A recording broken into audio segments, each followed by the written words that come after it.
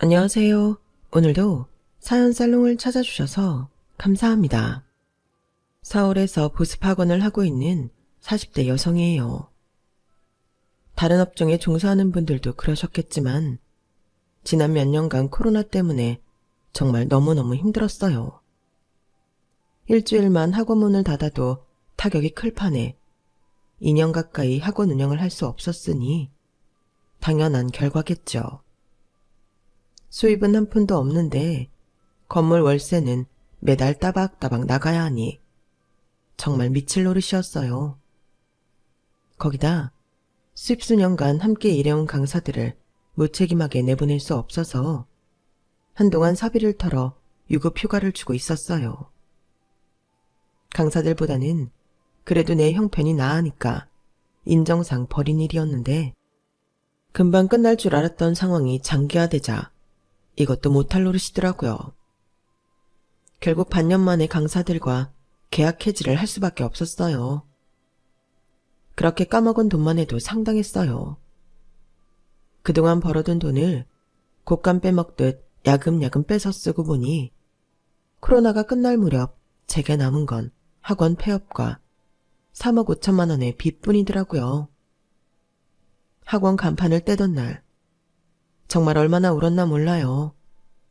내 청춘을 다 바쳐서 이룬 학원이 한순간에 날아가 버렸으니까요. 마치 내 팔 한쪽이 떨어져 나가는 기분이었어요. 하지만 슬픔도 잠시, 본격적으로 제 인생에 위기가 닥치더라고요. 그것도 평소 제가 아끼고 보살펴왔던 사람들이 제일 먼저 등을 돌리기 시작한 거예요. 마치 제가 망하기를 기다렸다는 듯이 완전히 내 인생을 짓밟으려고 하더라고요. 그게 누구냐고요? 바로 저희 시댁 식구들이에요. 아직도 가끔씩 그때 일을 떠올리면 우라가 치밀고 혈압이 오르는 기분이 들어요. 그래서 평소 자주 듣던 이 채널에 저를 광분하게 만들었던 그날의 사연을 보내려고 해요. 제 얘기를 들어보시고 저와 동감해 주시기를 바랍니다. 저는 어릴 때 많이 외롭게 자랐어요. 제가 외동인데다가 저희 집은 외가 쪽으로도 친가 쪽으로도 왕래할 친인척이 없었거든요. 첩의 자식이었던 아빠는 대학 시절 친모가 세상을 떠나시면서 본가와 연을 끊었고, 외동딸이던 엄마는 부모님을 일찍 여의는 바람에 찾아갈 친정이 없었거든요. 그래서 그런가 명절 때 친인척들로 북적이는 집들을 보면 그렇게 부러울 수가 없었어요. 친척이 많은 애들은 명절 용돈도 많이 받기 마련이었는데, 그래서 철없던 시절엔 이런 생각도 했었어요. 나중에 결혼 정년기가 되면 형제가 많은 집에 시집 가겠다고요. 내 자식들만큼은 나와는 달리 북적이는 집안에서 키우고 싶었거든요. 명절 용돈도 듬뿍 받으면서 말이죠. 명절도 명절이었지만 평소에도 저는 늘 혼자였어요. 부모님이 맞벌이를 하셔서 저 혼자 집을 지켜야 했거든요. 부모님이 제 밑으로 동생이라도 하나 낳아주셨다면 좋았겠지만 형편상 그러지 못했어요. 비빌 언덕도 없이 엄마 아빠 힘만으로 가정을 꾸리고 살려니 늘 돈에 쪼들리고 살아야 했거든요. 그러다 살림이 조금 나아진 건 엄마가 다시 일을 시작하면서부터예요. 사실 그렇게 하기까지 엄마랑 아빠는 많은 고민을 했어요. 이제 막 젖을 땐 저를 맡아줄 사람이 없었거든요. 아빠 혼자벌이로는 좀처럼 생활이 나아지지 않았고 맞벌이를 하려니 제가 걸림돌이었던 거죠. 그때 저희 가족한테 따뜻한 손길을 내밀어준 건 다름 아닌 세탁소 아주머니였어요. 젊은 사람 둘이서 어떻게든 살아보겠다고 발버둥 치는데 어떻게 보고만 있어. 나도 딸 자식 키우는 입장이라 애기 엄마 마음 잘 알아. 옛말에 아이는 부모가 키우는 게 아니라 마을이 키우는 거라고 하잖아. 서로 돕고 살아야지. 아침에 출근할 때 데려다 놨다가 퇴근길에 데려가. 애 기저귀랑 분유도 좀 가져다 놓고. 돈은 무슨. 그런데 쓸 돈 있으면 얼른 사글세 빵이나 면하라고. 애 크면 지 방은 줘야 할 거 아니야. 얼른 벌어서 얼른 방 2개짜리로 이사 가. 동네 세탁소 아주머니는 요즘 말로 치면 돌봄비도 받지 않고 저를 돌봐주셨어요. 그래서 엄마랑 아빠는 참새가 방앗간 드나들듯 세탁소에 드나들면서 먹을 것도 사다 드리고 철마다 옷이랑 구두 등을 선물하셨어요. 지금이야 아파트마다 어린이집도 설치돼 있고 방과 후 돌봄 교실도 운영되고 있지만 제가 어릴 때만 해도 그런 건 꿈도 못 꿨거든요. 이렇게 좋은 이웃을 만나면 다행인 거고 그렇지 못하면 어쩔 수 없는 일이었죠. 국민학교에 들어가고부터는 다른 동네로 이사를 한 탓에 세탁소 아주머니와는 이별을 하게 되었어요. 저한테는 친할머니이자 외할머니 같은 분이라서 헤어지는 게 쉽지 않았어요. 워낙 어릴 때부터 할머니라고 부르고 살았으니까요. 제가 대학교 2학년 때 세탁소 아주머니가 세상을 떠나실 때까지도 매년 인사드리러 갈 정도로 자주 왕래하며 지냈어요. 그때 장례식장에 갔다가 가족분들한테 그런 말을 들었어요. 내가 미국에 사는 동안 우리 엄마가 전화로 혜원이 얘기를 하도 많이 하셔서 네가 얼마나 궁금했나 몰라. 돌아가시기 전까지도 외손주 걱정보다 네 걱정을 더 하셨다니까. 형제가 없어서 늘 혼자 지내는 게 그렇게 마음에 걸리신다고. 미국에 살고 있는 세탁소 아주머니 딸도 알 정도로 어린 시절 저는 많이 외롭게 보냈던 모양이에요. 어쩌면 제가 남편과 결혼을 생각하게 된 것도 따지고 보면 지긋지긋한 외로움 때문인지도 모르겠네요. 제 남편은 저와는 달리 대가족 속에서 자랐거든요. 형제가 무려 5이나 되니 또래들보다 더 북적이며 살아온 셈이었죠. 위로 형이 하나, 누나가 2, 아래로 남동생과 여동생이 하나씩 있는 남편은 결혼 상대자로 그리 좋은 조건이 아니었어요. 형제가 많다는 건 신경 쓸 일이 많다는 거기도 하니까요. 며느리 입장에선 그리 탐탁치 않은 조건이죠. 결혼을 앞두고 처음 시댁에 인사를 갔을 때 어수선한 집안 분위기가 굉장히 낯설었어요. 집안의 식구들이 바글바글하고 아이들이 뛰어다니는 게 저로서는 처음 접하는 분위기였으니까요. 마치 동물원 원숭이가 된 것처럼 시댁 식구들의 시선은 제게 집중됐고 제가 하는 말 한마디, 행동 하나까지도 모두들 주시했어요. 밥이 입으로 넘어가는지 코로 넘어가는지 모를 정도였죠. 그런데 어머님이 그러시는 거예요. 식구가 많아서 정신없지? 외동이라고 하던데 처음엔 우리 집 분위기가 많이 불편할 거다. 그래도 사람 사는 게 다 그렇겠지만 시간이 지나면 이러고 북적이면서 사는 것도 익숙해지지 않겠니? 그게 다 한 가족이 되는 과정이다 생각해라. 30대 초반에 남편과 사별하고 시장통에서 정육점을 하며 5남매를 키우신 어머님은 딱 봐도 만만찮은 인상이었어요.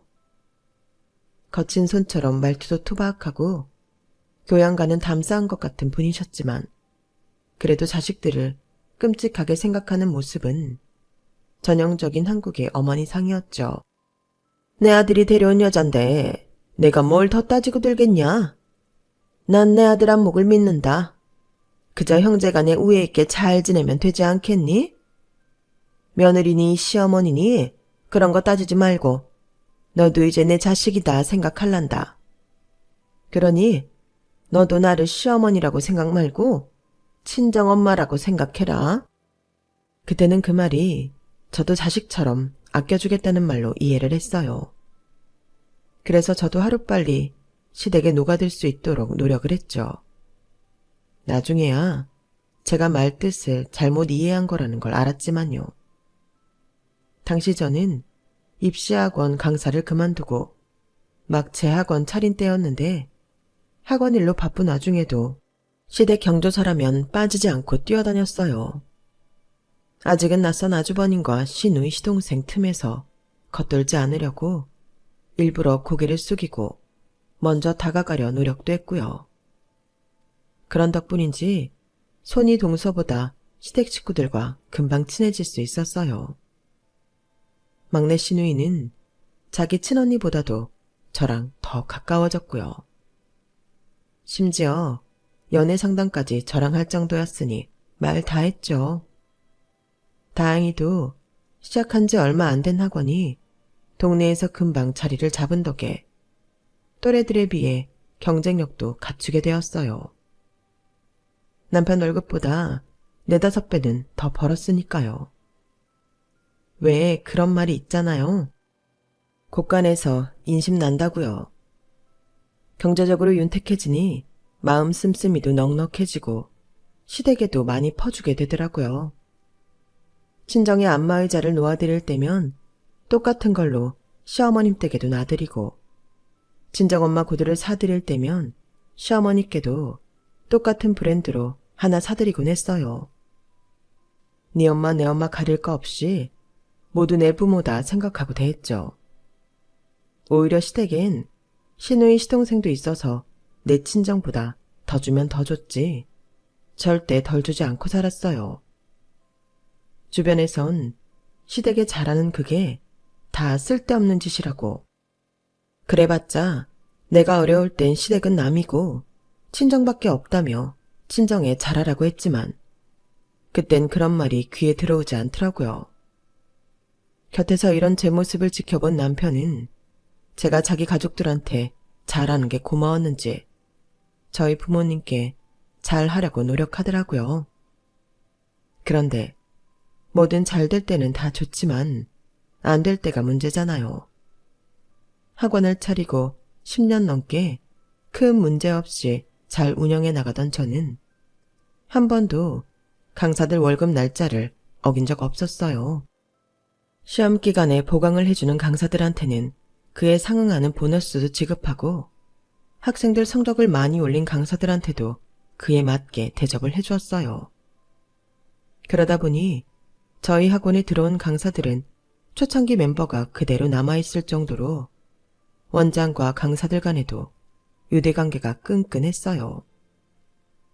처음엔 학원을 열 때는 4층 건물 중 2층만 사용을 했었는데 학생 수가 늘고 과목이 늘어나면서 이후에는 1층을 제외한 2, 3, 4층을 모두 사용하게 되었죠. 그러다 학원을 연 지 8년차에 들어서는 때였는데 동네 부동산 사장님이 찾아오셨더라고요. 박 원장, 이참에 이 건물 자기가 사지 그래. 여기 건물주가 미국에 살잖아. 이 건물이 그의 노후 자금으로 사둔 거였는데 한국에 돌아올 생각이 없나 보더라고. 나한테 마땅한 작자 있으면 팔아달라네. 그동안 이 동네 학부모들 돈 다 쓸어 담았는데 이런 건물 하나 못 사겠어? 자기 여기서 돈 많이 번 거 동네 사람들 다 아는데. 안 그래? 그러니까 한번 생각이나 해보라고. 그동안 많이 벌기는 했지만 이래저래 나간 돈도 많아서 쉽게 결정할 수 있는 일은 아니었어요. 건물을 인수하려면 은행 대출도 알아봐야 하고 수익성이 있는지도 따져봐야 했으니까요. 그래서 일단은 남편과 상의를 해야겠다 싶었어요. 그런데 제 얘기를 들은 남편이 난처한 표정을 짓지 뭐해요. 꼭 지금 사야 되는 거래? 아니, 실은 형이 돈을 좀 빌려달라고 그러더라고. 자기도 알다시피 형 희망퇴직자 명단에 올랐잖아. 내년이면 성우 대학 들어가고 성민이도 고3인데 한창 벌어야 할 때에 왜 그런 일이 있는 건지.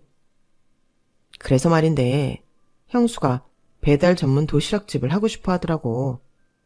형 퇴직금이랑 가진 거 털어서 하겠다는데 딱 1억 정도가 부족하다네. 학원 건물이야. 당장 사야 되는 거 아니라면 일단 형 도시락집 하는데 빌려주면 어떨까 싶은데. 자기 생각은 어때? 솔직히 빌려주기 싫었어요.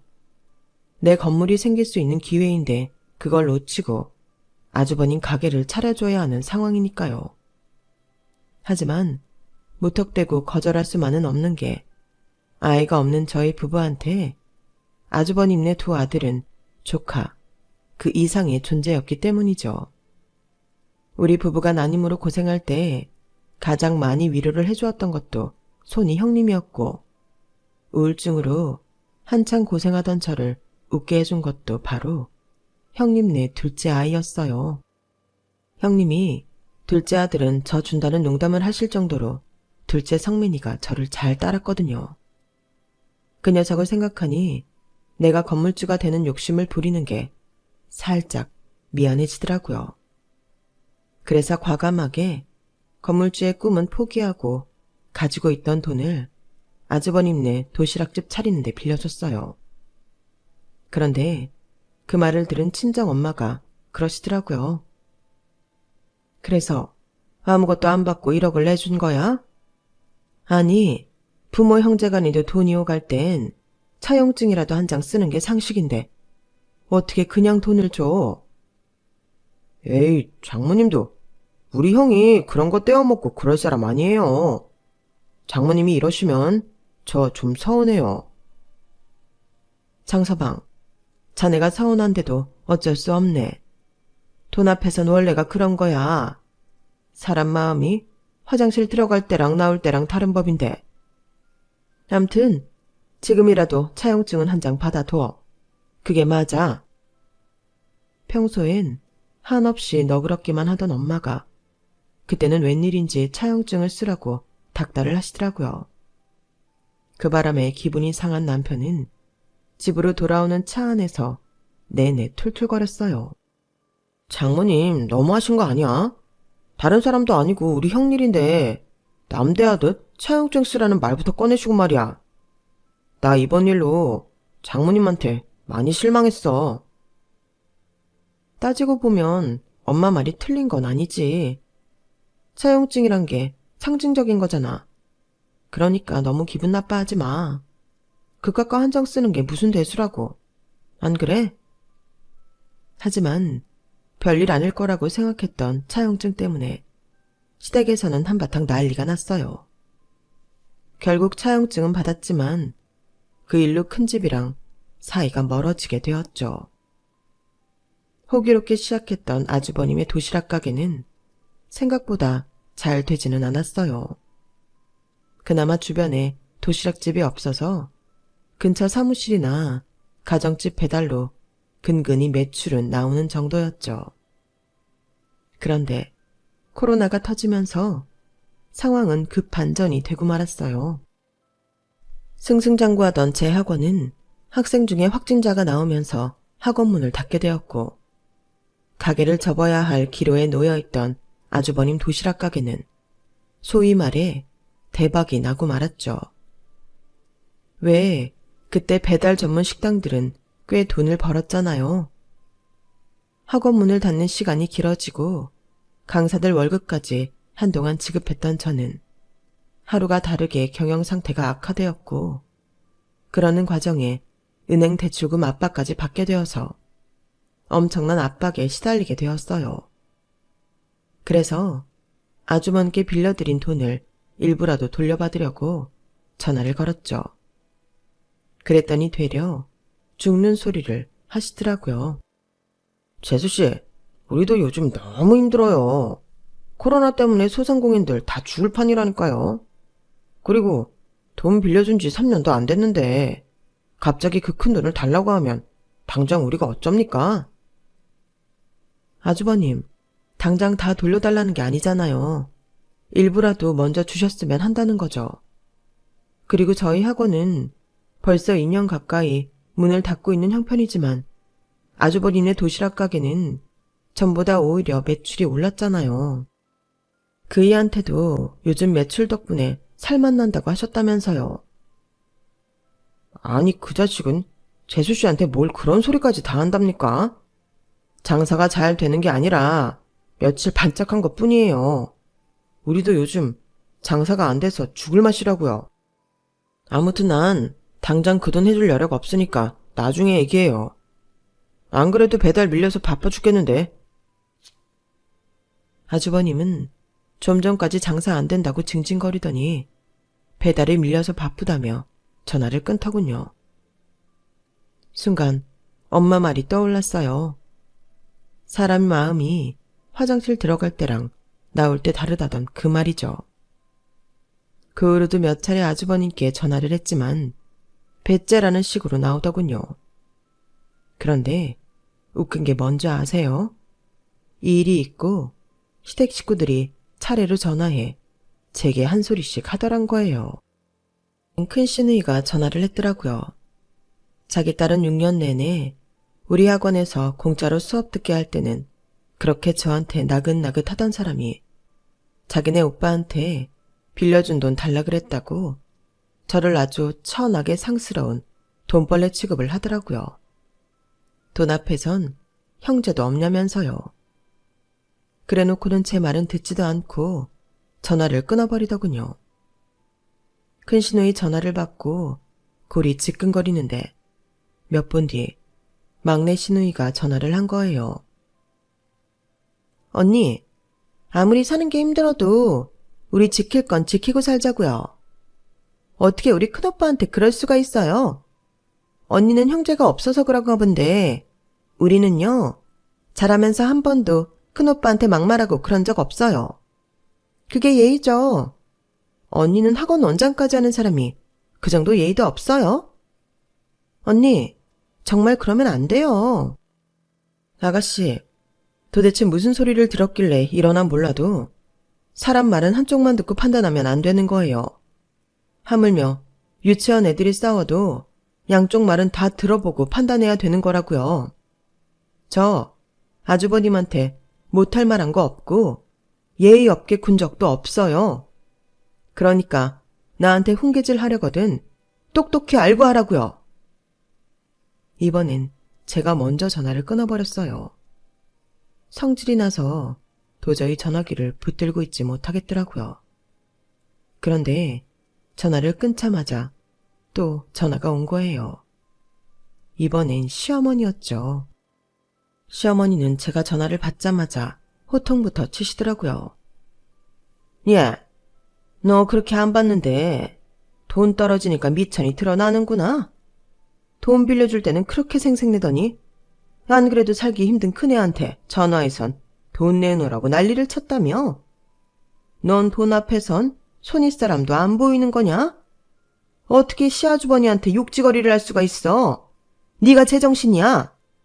네 친정에선 자식 교육을 그렇게 했나 몰라도 난 애들 그렇게 안 키웠다. 비록 시장통에서 장사는 했어도 형제간에 우애 있고 위아래 구분할 줄 알게 키웠어.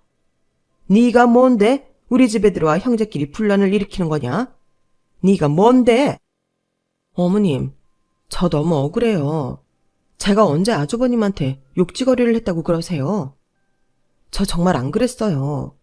그리고 지금 제 사정이 어떤지 아시기나 하고 그러세요? 정말 하루하루 피가 마르는 심정이라고요. 지난 10년 동안 키워온 학원 다 날아갈 판이라고요. 제가 돈을 빌려달라는 것도 아니고 빌려준 돈 일부라도 돌려달라고 한 건데 그게 그렇게 잘못한 거예요?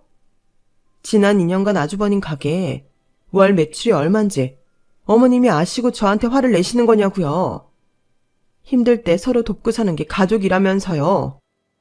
그런데 왜 저 힘들 땐 다들 모른 척 하시는 건데요? 저여 시집와서 이날 이때까지 시댁 일이라면 내일처럼 발벗고 뛰어다녔어요. 아주버님 내 전세 보증금 몰랐다고 한 걱정할 때 저 받을 생각도 않고 3천만 원 바로 보내드렸고요. 도련님 장가갈 때도 축의금으로 1,000만 원이나 해줬어요. 그뿐인가요? 어머님 임플란트 할 때도 다들 형편 어렵다고 해서 제가 해드렸죠. 막내 아가씨 대학 등록금도 제가 다 내줬잖아요. 이 정도 해줬으면 저 힘들 때 누구 하나라도 도와주겠다고 나서야 되는 거 아닌가요? 그런데 어쩜 다들 이러냐고요. 남도 아니고 허구한 날 얼굴 보고 살 가족들이 어떻게 남보다 더 잔인할 수가 있냐고요. 저 정말 너무 힘들어요, 어머님. 끝내 저는 울음을 터뜨렸어요. 너무 힘들고 서운해서 맨정신으로 버티기 힘들었거든요. 한참을 우는 사이 어머님이 전화를 끊으셨는지 수화기 너머에선 아무 소리도 들리지 않더라고요. 그날 저는 시댁 식구들과의 통화로 진이 다 빠져서 시체처럼 침대에 누워 있었어요. 그런데 퇴근 시간이 한참 지났는데도 남편이 오지 않는 거예요. 밤 12시가 다 되어갈 무렵 현관문 열리는 소리가 들렸고 그제야 남편이 방에 들어오더라고요. 불이 꺼진 채 제가 미동도 없이 침대에 누워 있었더니 제가 자는 줄 알았나 봐요. 남편이 겉옷만 옷걸이에 걸어두곤 방문을 닫고 나가더군요. 남편이 나간 자리에선 갈비구이 냄새가 진동을 했어요. 너무나도 익숙한 냄새더군요. 저희 시댁에선 자주 형제들이 모여 어머님이 재워주신 양념갈비를 구워 먹곤 하는데 딱 그 냄새였어요. 그리고 잠시 뒤 거실에서 남편 목소리가 들리더라고요. 방금 집에 들어왔어. 집사람? 안방 불도 꺼져 있고 침대에 누워 자고 있네. 내가 그랬잖아. 이 사람은 마음이 어려서 우리 형제들이 몇 마디 쏘아붙이면 바로 꼬리 내릴 사람이라고. 형, 그 돈 천천히 갚아도 돼. 뭐 정 힘들면 학원 정리하겠지 뭐. 형수님한테도 그렇게 전해. 힘들면 형이 힘들지 우리가 힘든가. 우린 딸린 자식도 없는데. 아, 그리고 아까 엄마 집에서 먹은 더덕장아찌 말이야. 그거 맛있더라. 형수님 친정에서 가져온 거야? 다음 주에 모일 때도 그거 꼭 가져와. 맞다. 아까 엄마가 했던 말 말이야. 위장이혼. 그거 꼭 해야 돼? 아니, 저 사람 앞으로 빚이 좀 되긴 하는데 그렇다고 위장이혼까지 하는 건 좀 그렇잖아. 엄마가 나 걱정돼서 그러는 건 나도 알지. 에이, 몰라. 암튼 난 그 말 못하니까 엄마 보고 하라 그래. 형, 난 모르는 거다. 알았지? 그러니까 이것들이 모여서 작당을 벌였던 거더라고요. 지네 엄마 집에 모여서 고기 구워 처먹으면서 순번 정해가며 저한테 전화해 일부러 사람 속을 뒤집었던 거예요. 그러면 제가 순순히 꼬리 내리고 1억 포기할까 봐서요. 거기다 위장 이혼이라뇨. 지들 힘들 땐 내 돈 알차게 빼먹고는 나 힘들어지니까 바로 손절하는 인간들이라니. 정말 인간 말종 같은 것들이었어요. 남편의 통화를 듣고 전후 사정을 알게 된 저는 일단 최악의 상황인 이혼부터 염두하고 움직이기로 했어요. 변호사 사무실을 찾아가 이혼 상담을 했더니 끝낼 때 끝내더라도 받을 건 받고 끝내는 방향으로 하라고 조언해 주더라고요. 그래서 일단 그동안 시댁으로 들어간 제 돈부터 항목을 만들어 정리를 해봤어요. 그리고 보낸 증거자료가 될 은행 이체 내역과 문자, 톡 내용 등을 파일에 꼼꼼히 정리해 두었죠. 그리고 얼마 뒤 시어머니가 집으로 찾아오셨더라고요. 평소와 달리 제 눈치를 보시는 걸 보니 위장이혼 얘기를 꺼내려고 하는 것 같더라고요. 아니나 다를까 영양가 없는 말들로 말을 트기 시작한 시어머니는 이혼 얘기를 꺼내셨어요. 내 말은 니들 보고 진짜 이혼을 하라는 게 아니라 가짜 이혼을 하라는 거야. 왜 있잖니? 위장 이혼인가 뭔가. 너 학원 정리해도 빚이 3억이 넘는다며. 그거 차압이라도 들어오면 당장 니들 어디서 살 거냐? 그러니까 돈 되는 건 우리 용석이 앞으로 해두고 넌 몸만 나갔다가 빚 정리되면 다시 합치란 얘기야. 집이랑 차는 살려야 하잖아. 어머님, 무슨 말씀하시는지는 잘 알겠는데 저 그렇게는 못해요. 아니, 왜 못하겠다는 거냐? 그럼 넌 지옥불에 내 아들까지 끼고 들어가서 죽겠다 이거냐?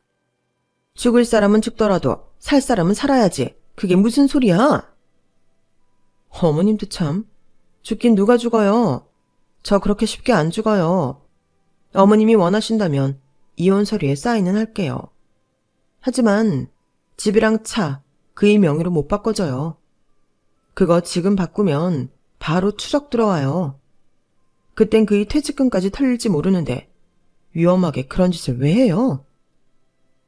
자기 아들 퇴직금까지 뺏길지 모른다는 말에 시어머니는 눈이 동그래졌어요. 일단 이 집 팔아서 그이랑 나누고 제 몫으로는 급한 불부터 끌 거고요. 나머지는 제가 차차 나눠서 갚을 거예요. 그럼 우리 용석이한테 피해는 없는 거지? 너 똑바로 말해야 된다. 내가 늙고 무식하다고 거짓말하고 그러면 안 돼. 네. 아, 그리고 이혼 서류에 사인하기 전에 이건 어머님이 해결해 주세요. 그동안 어머님이랑 아주버님 댁 도련님, 형님, 그리고 막내 아가씨한테 들어간 제 돈이에요. 아무리 서류상 이혼이라고는 해도 받을 건 받고 정리를 해야죠. 이거 해결 안 해주시면 저 사인 안 해요. 그냥 내 남편 끌어안고 자폭할래요. 얘 말하는 것 좀 봐. 자폭을 하다니. 그래, 그게 다 얼마냐? 2억 8천? 너 지금 이혼 앞세요 돈벌이 할 셈이냐? 우리가 언제 네 돈을 이렇게나 가져갔다고 그래? 이게 아주 늙은이 앞에 두고 사기치려고 드네? 어머님, 사기라뇨. 저 이래봬도 수학 강사 출신이에요. 이 정도 계산은 암산으로도 다 한다고요. 여기 내역서랑 이체 날짜, 이체 확인서 다 있잖아요. 이거 법정에 들고 가면 다 증거로 채택되는 것들이에요. 일시불로 주기 어려우시면 집 팔 때 그의 몫으로 줄 돈에서 까고 드릴게요. 그걸로도 안 되면 할부로 해드리고요. 암튼 어머님이 책임지고 꼭 받아주셔야 돼요. 그리고 여기 어머님 사인 하나 해주시고요. 지장 찍어주세요. 이건 어머님이 이 내역서대로 이행해 주시겠다는 각서예요. 우리 사이에 요 정도는 해주실 수 있잖아요. 그죠, 어머님? 시어머니는 자기 아들한테 피해가 없을 거라는 말에 제가 내미는 여러 장을 각서에 사인과 지장을 찍으셨어요. 퇴근에 돌아온 남편은 내가 어머님의 요구에 못 이겨 이혼 서류에 사인을 했다는 말을 듣고는 놀란 척을 하더라고요. 마치 처음 듣는 사람처럼요. 그리고 얼마 뒤 부동산에 집을 내놓고는 저는 친정에, 남편은 어머님 댁에 들어가 살게 되었죠. 그리고 드디어 학원 간판을 떼는 날이 되었어요. 앞서 말씀드린 것처럼 제 한쪽 팔을 떼어내는 것처럼 아프고 속이 상하더라고요. 그런데도 남편을 비롯해 시댁 식구들 누구도 위로의 전화 한 통 한 사람들이 없었어요. 몇 가지 집기를 챙겨 친정아빠 차를 타고 친정집으로 향하는데 하염없이 눈물이 흐르더라고요. 지난 10여 년간의 내 인생이 송두리째 뽑혀나간 기분이 들었거든요. 내 학원은 문을 닫았고 믿었던 남편한테 배신을 당한 채 이혼까지 했으니까요. 친정에 돌아온 저는 며칠을 끙끙 앓았어요. 그러다 부동산에서 걸려온 전화를 받고는 자리를 털고 일어나게 되었죠. 집을 사겠다는 사람이 나선 거예요. 이미 남편과 이혼할 때 집 정리를 다 끝낸 터라 바로 계약을 하고 일주일 뒤 잔금까지 받았어요. 잔금을 받던 날 남편한테 전화해서 만나자고 했더니 회사에 반차를 내고 바로 왔더라고요. 돈 받을 걸 생각하곤 신이 나서 온 모양이었죠. 그런데 집을 살 때 들어갔던 남편 돈과 제 돈, 그리고 일전에 시어머니가 약속했던 돈을 계산해봤더니 남편한테 줄 돈이 한 푼도 없더라고요. 오히려 4,800만 원을 제가 더 받아야 할 판이었어요. 그러자 남편은 성질을 버럭 내더라고요. 아니, 이런 게 어딨어. 그 돈을 왜 우리 집값에서 빼? 형이 빌린 돈이야. 나중에 형한테 천천히 받으면 되고. 누나랑 용민이랑 용이가 빌린 건 걔들한테 받아야지. 각서엔 엄마가 사인한 거지 내가 한 건 아니잖아. 난 이거 용납 못해. 그러게. 이혼하자는 말을 왜 자기 입으로 안 하고 어머님을 시켰어. 어머님이 자기 대리인으로 와서 대리인으로 사인까지 하신 거야. 설마 이혼 서류에 사인하기 전까지 자기는 몰랐던 일이라고 시침이 뗄 생각이라면 꿈도 꾸지 마. 나 자기가 아주버님이랑 통화하는 거 방에서 다 들었으니까. 넌 네 결혼 생활 끝내는 순간에도 남의 힘 빌려서 하는 인간이잖아. 그러니까 네 재산도 남의 손 빌려서 날렸다고 생각해. 아, 날린 건 아니지. 다들 피가 섞인 네 형제들이 해먹은 거니까. 나머지 4,800은 원한다면 할부로 해줄게. 당신이 안 갚으면 당신 어머니 집으로 차압딱지 붙이러 갈 거니까 그렇게 하려고. 그럼 나 먼저 간다? 그렇게 저는 11년간의 결혼 생활을 끝내고 돌싱이 되었어요. 있는 돈 싹싹 긁어서 빚을 갚고 다시 학원 강사 생활을 시작했죠. 원장으로 있다가 직접 강의를 뛰려니 처음 몇 주 동안은 목이 엄청 아프더라고요. 생각해보니 강사 생활을 처음 시작하던 그때도 늘 배도라지 즙과 목캔디를 달고 살았던 기억이 나더라고요. 은혜를 모르는 시댁 식구들과 달리 제 학원에서 일하던 강사들은 하나같이 저의 재기를 도와주려고 노력했어요. 학원 소개도 해주고 고액 과외자리도 연결해 주었거든요. 그 덕에 2년 가까이 수학 강사 생활을 하면서 꽤 돈을 모을 수 있었어요. 그래서 다시 학원을 차릴 수 있게 되었어요. 그것도 제가 10년간 학원을 했던 그 자리에 말이죠. 제가 가진 돈이라고 해봐야 몇 천만 원밖에 안 됐는데 어떻게 가능했냐고요? 세상 참 좁다고 하더니 글쎄 미국에 산다던 그 건물 주인이 제가 아는 사람이었더라고요. 오래전 어린 저를 맡아 키워주셨던 슈퍼집 아주머니 딸이 바로 건물주였어요. 부동산 사장님을 통해 제 사정을 전해드는 건물주는 3년간 보증금 없이 월세만 내고 사용할 수 있게 해주셨거든요. 이후에 돈을 많이 벌면 저보고 건물을 사라고 하시면서요. 다시 예전에 같이 일하던 강사들도 모두 돌아오고 새로운 마음으로 학원을 열던 그날. 간판을 떼던 날과는 또 다른 의미의 눈물이 한없이 흘렀어요. 세상엔 악연도 있지만 선연도 분명 있다는 생각을 하게 되었거든요. 그런데 학원을 다시 열고 며칠이 지나자 제 인생 최고의 악연 2인방이 원장실로 찾아온 거예요. 바로 남편과 시어머니였죠. 남편은 연신 립서비스를 해가며 제가 재기할 줄 알았다고 마음에도 없는 칭찬을 늘어놓았고, 시어머니는 기다렸다는 듯이 백에서 승용차 카탈로그를 꺼내 보이시며 이러시는 거예요. 예, 학원도 다시 열었겠다. 이참에 차 좀 바꾸지 그러니? 지금 용석이 차는 오래돼서 시끄럽고 승차감이 안 좋더라. 기왕 바꿀 거 수입 전기차로 바꾸는 게 어떠니? 이름이 뭐라더라? 테리? 아닌데 용석아. 아까 뭐라 그랬었지? 아이, 엄마도 참. 테슬라. 아, 그래. 암튼 그거 내가 너 바쁠까봐 요 모델 결정해왔다. 한번 봐라. 딱 봐도 남편이 자기 엄마를 시켜 차 바꿔달란 소리를 하라고 시킨 것 같았어요. 30 넘은 사람은 안 변한다더니 그 말이 딱이더군요. 하긴 이혼도 지 엄마 시켜서 하는 놈이니 알만하죠. 어머님, 이제는 그런 호칭으로 부르면 안 되겠죠? 저 아주머니, 아시다시피 아주머니 아들과 저는 2년 전에 이혼을 했어요. 그러면 이젠 암남인 건데 여기 와서 저한테 차를 바꿔달라고 하시면 안 되죠. 그리고 정영석 씨, 내가 하도 바빠서 신경을 못 썼더니 아직도 내 명의의 차를 타고 있었나 보네요. 마침 잘 됐네요. 이참에 팔아버리고 정리해야겠어요. 차키 이리 주세요. 여보, 당신 지금 뭐 하는 짓이야?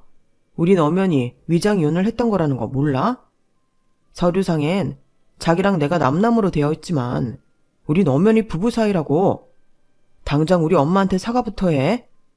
뭐? 아주머니? 이 사람이 못 본 사이에 약을 먹었나? 여보는 누가 네 여보니? 그리고 서류상 남남이면 실제로도 남남인 거지. 우리가 무슨 죽고 못 사는 사랑을 했다고 위장이혼을 하니? 너 내 앞으로 빚 3억 5천 생기자마자 너한테 피해갈까봐 바로 나랑 손절한 놈이잖아. 그게 무슨 부부야? 남이지. 그리고 우리 헤어질 때 재산 분할까지 깔끔하게 다 끝냈는데 왜 아직까지 질척이는 건데? 네 성격이 구질구질한 건 알지만 이혼한 전처한테까지 찾아와 이러면 곤란하지. 너에 대한 좋은 기억이 하나도 안 남잖아. 우리 제발 다 끝난 마당에 이러지 말자. 내 말 알아들었으면 차 켜놓고 나가. 경찰 부르기 전에. 구질구질한 남편과 염치 없는 시어머니는 그렇게 제 학원에서 쫓겨났고 그나마 저 몰래 타고 다니던 차도 뺏긴 채 버스를 타고 집으로 돌아갔어요. 그리고 저는 원장이자 수학 강사로 열심히 살아가고 있고요. 코로나로 인해 참 많은 걸 잃고 마음도 많이 다쳤지만 그래도 살아있기에 또다시 발걸음 내디딜 용기를 낼 수 있는 것 같아요. 힘들지만 여러분도 기운 내시고 오늘보다 나은 내일을 만들도록 노력해보자고요. 지금까지 제 사연을 들어주셔서 감사합니다. 항상 행복하세요. 여러분, 사연 댓글에 응원과 현명한 조언 부탁드려요. 좋아요와 구독은 저에게 큰 힘이 됩니다. 오늘도 좋은 일 가득하세요.